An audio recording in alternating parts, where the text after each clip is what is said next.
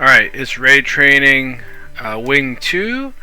And before we get to the clips, I just want to make a formal apology to everybody that's been in my training group. And I'm apologizing because we one-pulled every boss in this wing, and I think we did it basically in wing 1 as well. And that's really, as excited as I am to get people the win, because I remember when I got the win it was awesome. But really, I want them to get the win, but I also want to teach the mechanics, and you can't really do that with a one pull.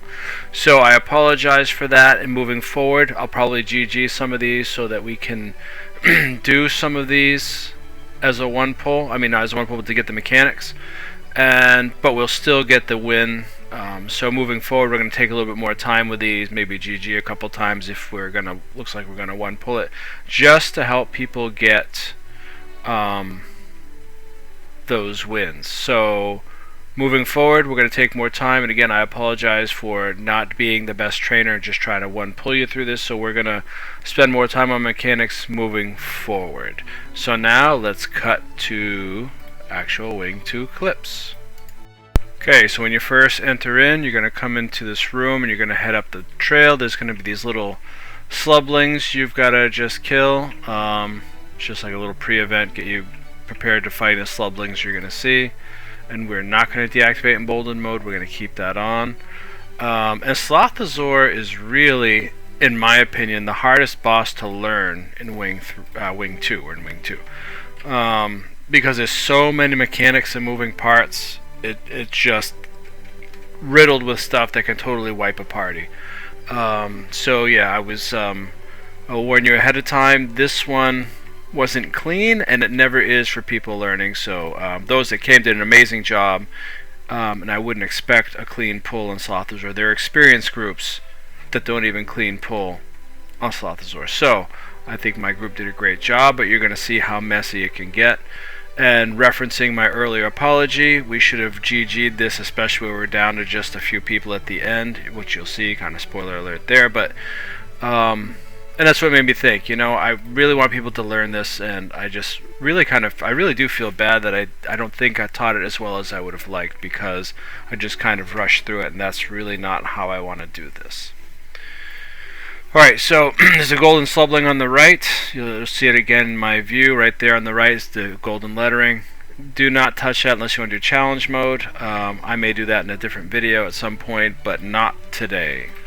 So you finish clearing this stuff, and then you're going to go stack up by Slothazor. So we've got everybody. You're going to stack up right by that imbued mushroom, just don't eat it. Okay, so now we're going to go over mechanics, and then we'll do the actual fight. Okay, cue the mechanics brain dump. Okay, so this is Slothazor, and see all that green slime? That stuff is produced by little red mushrooms that you see scattered throughout, and the slime is very toxic and you take a lot of damage. So, and you see the boss is sleeping there, that big beast, Slothazor. So the idea is, you see that imbued mushroom right there in the front? It's got someone standing by on my right hand, says imbued mushroom. To start the fight, you have to have someone eat that. And when someone eats that mushroom, they turn into one of those slublings. But when they turn into the slubling, like the ones we fought on the way here, they become an enemy of your party. So you want to be careful with AoE, pulls, and all that stuff, so you don't kill your friend. Because what your friend has to do is he has to gobble a pathway of those red mushrooms to clear the slime out, so it looks like the normal ground you're standing on, so you don't take damage. Every so often the mushrooms grow back and the slime comes back. So it's a constant move in a counterclockwise position. So you see the other markers, you have arrow there. See where I'm the star? That's where you're going to kind of eat us along that route for the first for the first slub. Then you see the marker, the circle up in the back. Then you see the heart straight ahead and the square up on the left. You need 4 people for mushrooms, because there's a debuff where you can't be a slub, so you have to swap off players. Typically use DPS because you need your healers up, and because there's a lot of mechanics, damage, heavy stuff going on in this one. So you saw that the arrow guy eats the first 3 or 4 mushrooms, depends what group you're in, kind of towards the center. Then after a period of time, the imbued mushroom will appear where circle is, so your second DPS, your mushroom number 2, will grab that, and they're going to eat 3 mushrooms over towards heart. And then when the heart appears, your third DPS mushroom eater is going to grab that and eat like 3 or 4 mushrooms over to square. And I put square in the wrong spot. It needs to be a little bit closer to the left. And then your fourth DPS person, mushroom eater, is going to eat that and then travel back towards arrow. And it doesn't happen all at once. It happens over every period of whatever seconds. I haven't really calculated out, but they spawn the imbued mushroom that you can eat only at certain times. But the whole time you're leading Slothazor around in a counterclockwise fashion. So Slothazor doesn't aggro on the toughest person like some of these fights do where you have a tank. It actually just randomly picks someone. They get a blue diamond fixate over their head. I'm not blue, purple. And so what you want to do is you want to lead the boss counterclockwise up the cleared path as close as you can before the other stuff grows back in. Rest of your party members are going to be on the back, stay behind Slothazor. Every 20% Sloth gets a break bar, and he doesn't take damage during that point. And what you need to do is you need to DPS him down. Or not DPS, you need to CC his bar, and then when you CC his bar, he stands up and roars. So right as he does that, gets ready to stand up and roar, you want to have someone pop stability, because when he does that, he sends fear, and it sends you running into poison and all other nasty things. Some of Sloth's attacks will be, he'll pound the ground, and everyone's going to get a circle under them. You want to stay still and then dodge. It usually takes about 3 seconds, so you'll count 1, 2, and then dodge. Make sure you don't dodge in someone else's circle. And then they'll explode. If you're on them when they explode, you're down for like 5 seconds, so that's awful. 4 or 5 seconds. The other thing is you could walk off of them, but the problem is you get a total of 3 circles, and so if everybody moves, you have this whole minefield of circles, so it's better to just stay in one place, stack there, and then dodge roll at the last second. The other attack he does is a flame attack, and he'll usually do that at the fixate. And he's animation locked, so it's easy for the fixate to run around behind him. He doesn't turn around, so you're not roasting your party members. Then at 50%, he will do this thing where he starts to shake like a dog. They call it coconuts, and he shoots these coconut-like bombs off of his body, and they hit people. 2 ways to deal with this one. One, the easy one is double dodge when he does that. The other way, especially if you're low on dodges, if you only have 1 dodge, dodge towards him into his hitbox. You actually will take less to no damage from the coconuts. Let's see, so that covers Sloth. Now while the fight is going, Slublings are going to spawn, so using pulls and cleaves are good. Some people can use reflex, that's okay. Another mechanic, this is the killer mechanic of the whole thing, is, aside from killing your friendly slub, is you'll get a green skull over your head and a special action over your health bar right there. I was just showing my cursor on.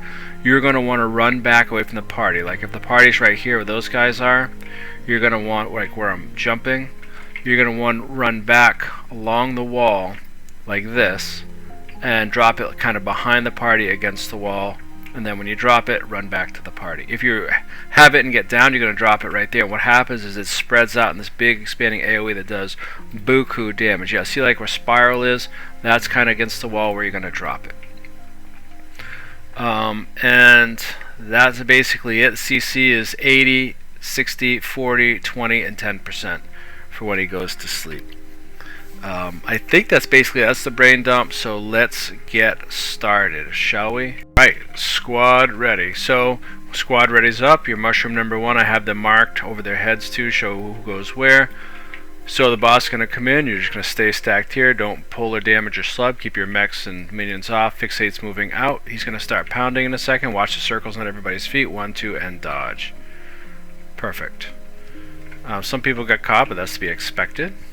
Okay, see how fixate's drawing them right behind the slub but not hitting the slub? That's the job. Good job on the fixate.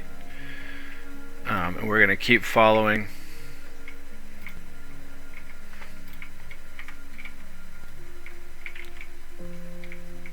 Okay, breathe fire, animation lock, you can move. Oops, we didn't move. It's okay, see slubs are starting to spawn. So we're at CC phase, get ready to watch me pop, stand your ground right now.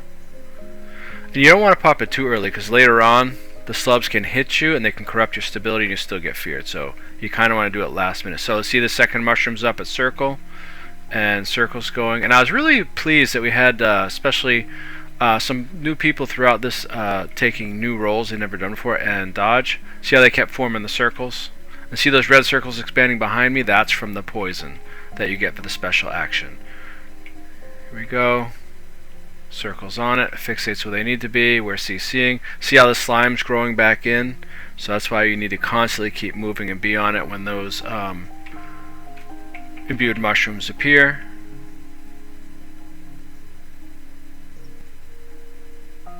Okay, I'm fixated, so I'm going to move off. Try and go over to the side. Coconuts. Double dodge works. Also some cleansing after that, because those coconuts load you with nasty conditions. Okay, see I can move. And then our heart person's going. Good, dodged out of there. Good job.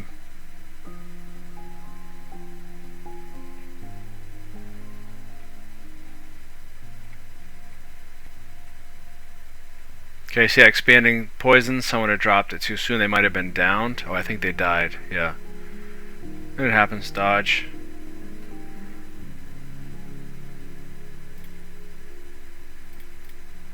So that other one just finally timed out. It was coming towards those coconuts. Double dodge. Cleanse. Good job.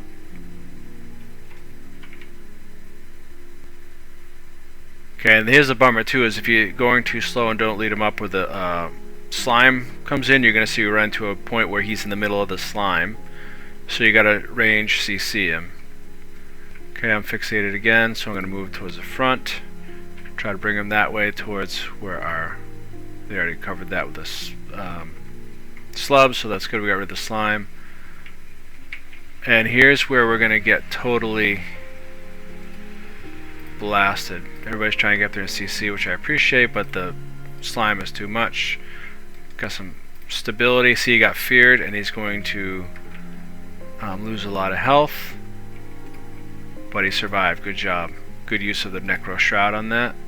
Again, we got to pull him up. Okay, see I have the poison, so I have to run back here and drop it. And I couldn't go too far just because of the spreading slime loot. Usually you have more room, that's okay. So we're at 10%. Great job to 10%. And now, see all those slubs, because we weren't pulling them in, which is okay, it just makes it harder. We're just going to have to do this. I grabbed the one, even though you don't usually use a healer to do that, which is why these guys got toasted, because I went up there healing them. But we also needed someone to grab that, and I should have just let someone try it or just GG there so we could do the mechanics again. So 4%, finished him off. Okay, here we go. So for a first pull, as chaotic as this looks, this actually was pretty good, believe it or not. For all of us that have done this before and have been new at one point, this was a very good first pull. And we got the win first pull, but again, I'm going to work on that as we go. Okay, next up is going to be Bandit Trio. Here we are at Bandit Trio. Okay, you see the markers down there? I got an arrow, a circle, a heart, and a square. The square is on the cage. We have some prisoners in there, soldiers we're trying to save. Periodically through the fight, it's going to take damage. If it gets down to 0 health, we wipe because the soldiers are dead. And with special regards to that, you need Heart of Thorns Mastery to see the invisible stuff like the treasure mushroom and such, because there's going to be saboteurs that will come in so often they'll drop bombs by the gate.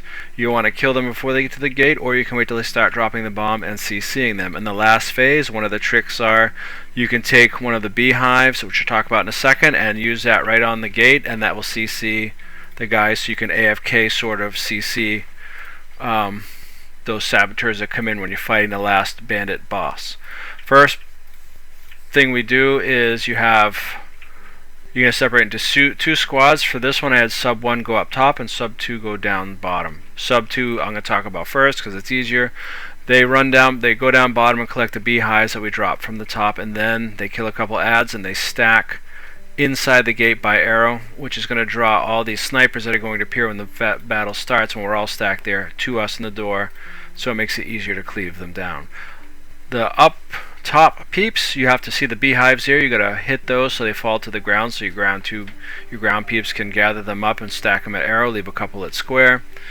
And then there's also going to be kegs of oil up here that you got to grab and glide over to where I just put spiral, and you're going to drop the kegs there. Don't use them, you drop them. Okay. And then we, like I said, we all stack on the inside of that gate, draws the snipers to us, and then right about, remember the timer's in the upper right hand corner. When the timer gets to about 7 minutes, usually going to be horn blows, and your first boss, Berg. He's just a bruiser. He spawns at arrow, and he is afraid of bees. So if you use the bees in AoE on Berg, he does less damage, and I think he takes more damage. So he's easier to defeat. Okay, and then after that, you're just going to kill a bunch of random ads, keep saboteurs from getting to the cage, and then at 5 minutes and 30 seconds, there's a mechanic called mortars. From the south west side, they're going to be these guys that run up by the launch pad that's to my left. It's off screen. So you're going to have someone send them over around. It's 5:25, but I usually go at 5:30 to give people a chance to get there. And you wait till they start to set up a mortar, and then when they do, they get a CC bar, and you CC them, and then they become normal people. You don't have to kill them. You just grab another bomb and launch yourself back to the fight. If for some reason you don't CC them in time, you can destroy the mortar. It just takes a little bit of time to do that. And the reason you want to do that is what the mortar does is, see the little bombs in the launch pad, one to the right? You're going to use that to bounce outside, and then the one to the left where it says bombs next to it, you use that to bounce back in. And right in front of it is where they're going to stack to set up mortars, right in the water there, right where Star is now. So keep that in mind if you're ever doing mortars or want to learn them. First one comes at 5:30 to 5:25-ish. They come down, you get one. Second, then it's every minute thereafter. So the next one is 4:30, 4:25. Do the same thing. The third round at 3 minutes and 30 seconds, 25, is 3 mortar bosses there. So what you can do, either you need a lot of CC or have someone go with you. What I do is I will bring one of those beehives with me and save it, leave it on the ground, then I'll use it when they come down to set up, because again, that gives your AoE CC, which helps, because you don't need all the beehives that they give you in here. Alright, so then after that at 5:15, see those cages with the wargs in it? Right down in front of me, look to my left, to the right of the circle. You're going to open those cages about 5 minutes and 15 to 5 minutes and 5 seconds. And that's going to be for the second boss who's going to spawn at circle. His name is Zane. He's basically a thief with dual pistols, and he does a lot of smoke rings, and he'll jump to the player furthest from him. So if you just stack on him, especially towards the gate, you'll make sure he doesn't shoot the cage, and he's relatively easy at that point. And then after that, again, you kill more ads and saboteurs, and then at 3 minutes, Norella appears, and she is the flamethrowing person that's over on Heart, and she has whirlwind tornadoes you got to watch out for. And for her, you throw those kegs of oil. Remember, we stacked them on that ledge above Heart where the spiral was, or the swirl. You're going to have a person throw those down onto her, and it really will again make fighting her easy. Watch out for the tornadoes. Stability is good there. And if you see a tornado following you, don't bring it back onto group. That is our brain dump for this part. And so now we're going to move into the actual gameplay. Alright, squad ready. So sub 2 goes down, sub 1 stays up. See all these bandits that start, snipers that appear on you? You got to take out the ones all up top that are on your pathway. There's going to be ones behind you as well. I'm going to turn around and make sure we take care of him. The other guys are down there, going to be gathering beehives, taking care of ads, and then stacking in that corner to the left of the gate, if you see below me, waiting for us to join them there, and then pulling all of these snipers in there. Okay, see those oil kegs? People are going to grab them. You're going to carry them and glide over to where Spiral is on that ledge above Heart. And we get rid of that beehive. Take out this guy.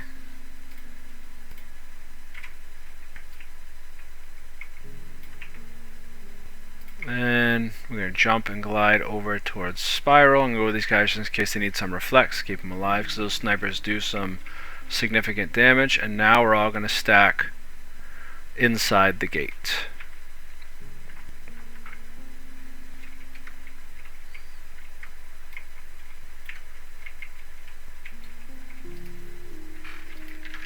And you're just hanging here. See how they come to you? You're just going to hang out in there.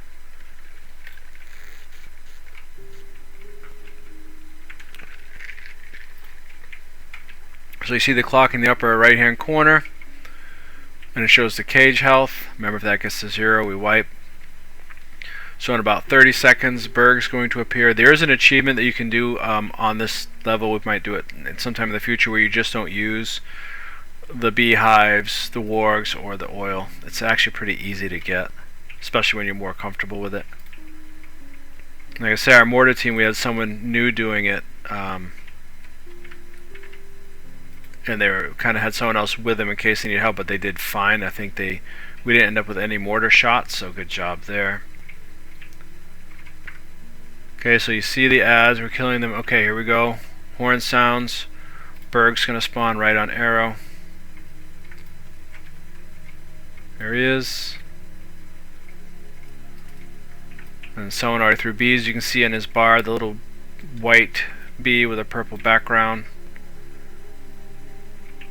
And he melts pretty fast with the bees, and he doesn't do as much damage with that AoE CC that he does.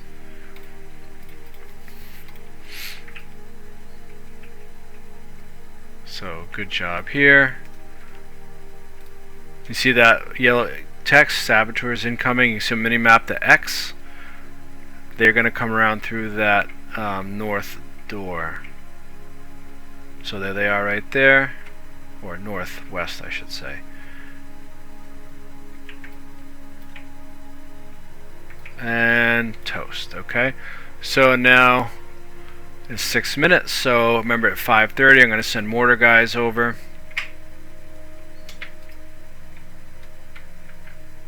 And again, you're just killing ads because you want to keep the ads away from the cage too. They can damage it. So yeah, you just keep them down.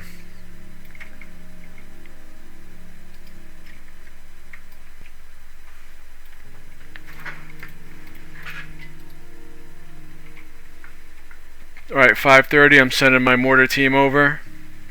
There we go. We see a star headed over with our other person.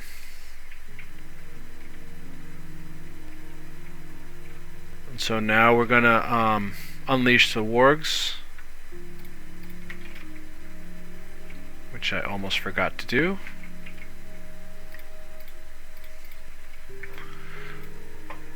And there's more wargs throughout. I usually just grab these two, and then the other two. I didn't end up grabbing the other two, did I? Oh, I think I did. Yep, I guess I did.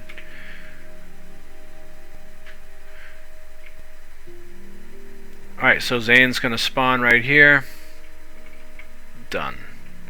So see that ring? That's AoE. That's the black smoke powder that I use when I'm roaming on Thief. Love it. Absolutely love it, even though they kind of made it cost more. So you typically want to stack on Zane over in the gate, but since he was fixated over there, because you see that big cone AoE does, if he gets too far over, he can start hitting the cage. He's got another smoke ring, and Zane is almost dead. Oh, that was our mortar team went over, yep, because it was 4 minutes and 30 seconds. And then the next time they go over, it's going to be 3. So we killed Zane, Berg's down 2, now it's just kill ads. We got some saboteurs coming in soon. And then it will be Narella. Some people call her Nutella.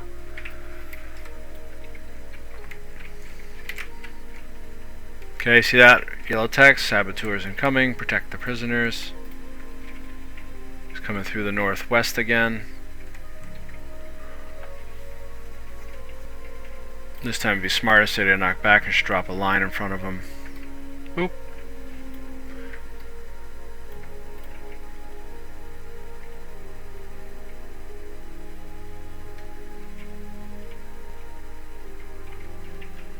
Alright, now they're out there for the last bit of the mortars coming in. There's 3 of them this time, so this is the challenging one. And they got it. This is the one that matters really the most. Because then you have 3 people shooting mortars at once, then you get one more saboteur that comes in right before Narella spawns. So we eliminate that saboteur, and now I'm going to throw the beehive for CC. Throw a couple just for good measure because we have plenty. So you see those buzzing bees, anything enters that's an enemy and has a CC bar, they lose, it's a good CC. Alright, here she is, she's a flamethrower. I got my buddy up there throwing oil down on her, give her a debuff to help us. And you see how you had that fiery tornado and she shoots flak and stuff. So this is really a high, she does a lot of DPS, this AoE crap. So you really gotta just bust her down quick, and we did. And that way you don't have to do the other set of mortars too. Good, nobody died during that one, that was a great pull. That's one I wouldn't really feel like I need to redo. Because it was pretty easy and that wasn't as chaotic. So good job everyone. Alright, let's go on to our last boss, Matthias.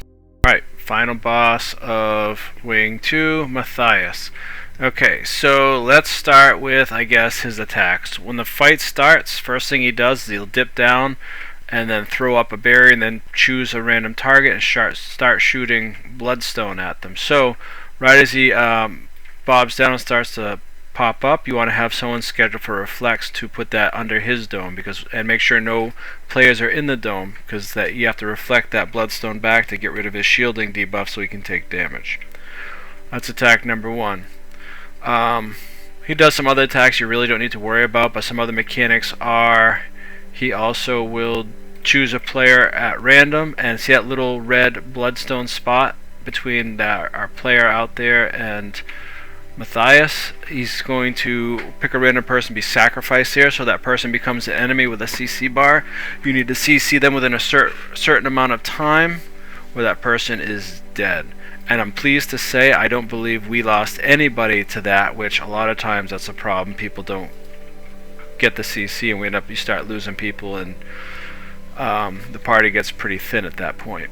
Then his other attacks are basically AoE weather phenomenon that happen around the arena. Like one is fire with tornadoes, don't let them hit you, moves you around. Another one is if you move so much you will slip and fall and be down for a bit. Stability is good for that. Or if you enter particular area, AoE storm falls on you. So those are the major ones.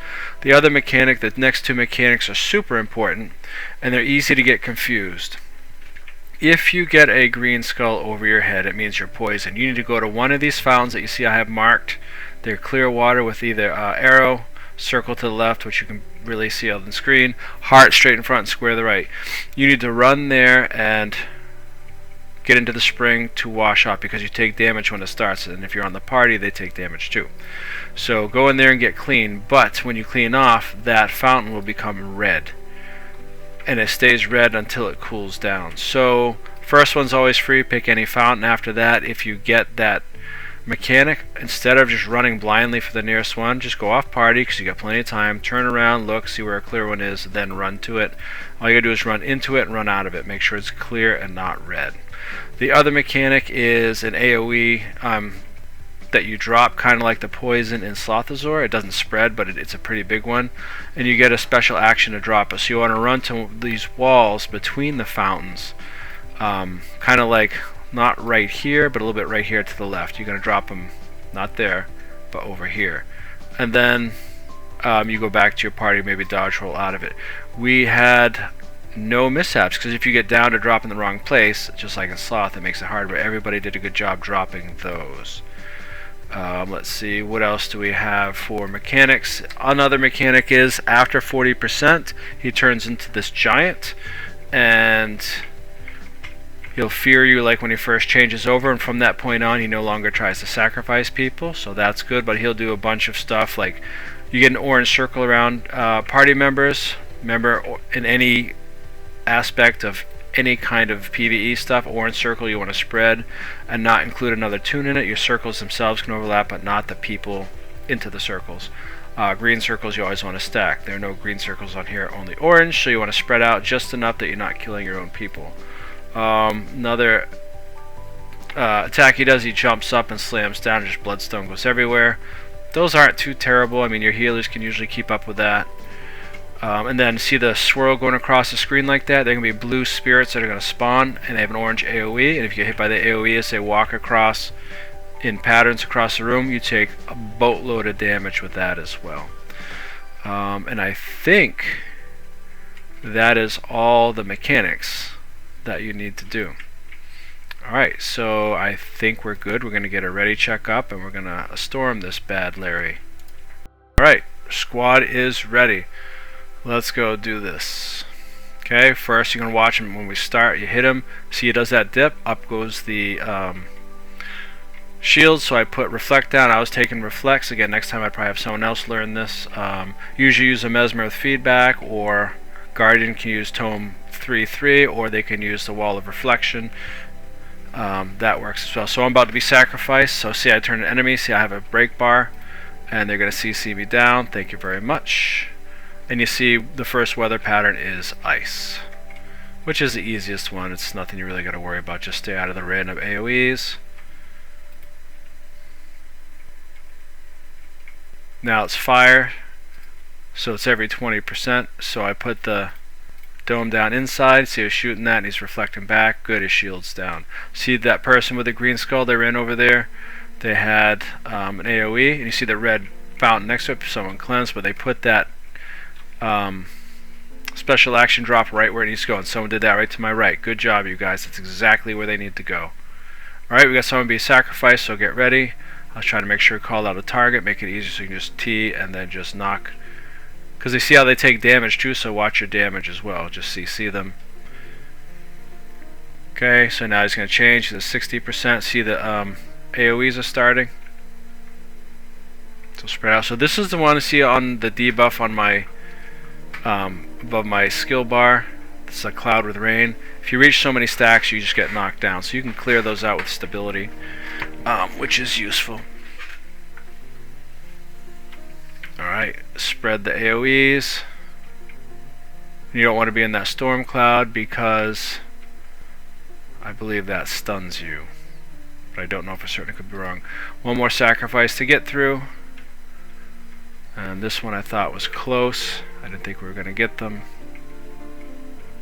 But we did. That was super close. Okay, and I actually managed to CC and get the dome down, which was, I was very thankful for that. Okay, we're going to res. And he's almost at 40%, which is going to turn into the giant. And when you're doing the dome on the giant, there's a pause for when he throws it up. You have a couple seconds. As soon as you see the dome go up, don't throw it right there. Give yourself like a 2-second window after. Make sure it's all the way up. Otherwise, your dome might time out early, and then you gotta wait and drop another one to get rid of the rest of his shield. And that was his jumping, spinning attack. Okay, there's the blue spirit. Get out of the way. See the damage it does. Now we're gonna spread out. No, don't overlap. Good.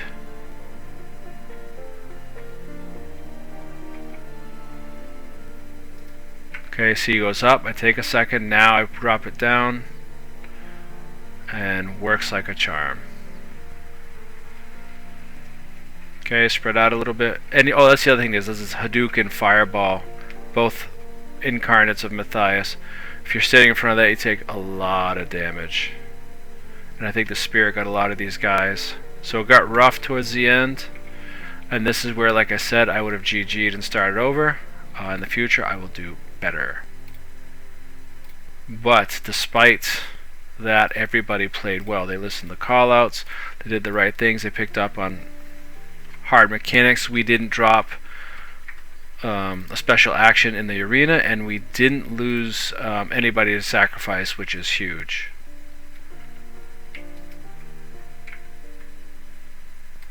Okay, and we're almost done. Res. Okay, I'm going to drop the dome. Watch out for the spirit. I ran right into it. Look at that damage.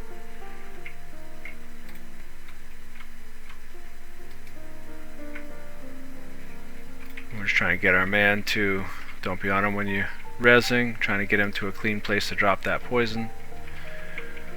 Watch the spirit. Dodge if you want to.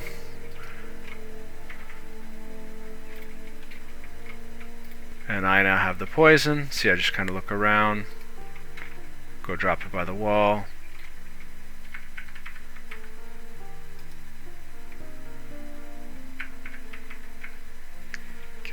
1%.